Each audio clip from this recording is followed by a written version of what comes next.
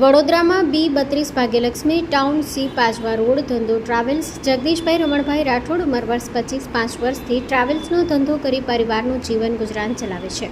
પરિવારમાં માતા કોકિલાબેન સાથે રહે છે અને તેના પિતાનું 2019માં અવસાન થયેલ છે. આજરોજ જગદીશભાઈ રમણભાઈ રાઠોડ સવારના આશરે 9 વાગ્યાના આરસામાં પ્રેમ પ્રકરણમાં મનમાં લાગી આવતા ત્યાંથી નીકળી ખંડીવાડા નર્મદા મેઇન કેનાલ પર આત્મહત્યા કરવા માટે આવેલ અને ત્યાં જરોદ પોલીસને જાણ થતાં પોલીસ સ્ટેશનના પીઆઈ જેયુ ગોહિલના માર્ગદર્શન હેઠળ એએસઆઈ ભરતભાઈ નેગી અને કોન્સ્ટેબલ સુનિલભાઈ પાંડોર અચાનક કેનાલ ઉપર આવી જતા આત્મહત્યા કરવા જતા યુવાનને સમજાવી જરોદ પોલીસ સ્ટેશન લઈ આવ્યા હતા.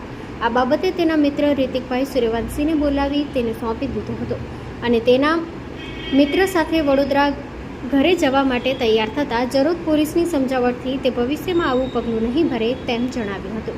Story report by Jignesh Shah, Waghodia. Mangal medical store. દરેક પ્રકારની દવાઓ પર ડિસ્કાઉન્ટ મળશે. હોસ્પિટલ રોડ, કોસ્મોસ બેંકની બાજુમાં, ડૉક્ટર દમયંતીબેન ગણાત્રા હોસ્પિટલની સામે, ભુજ. Mobile number 9428234840.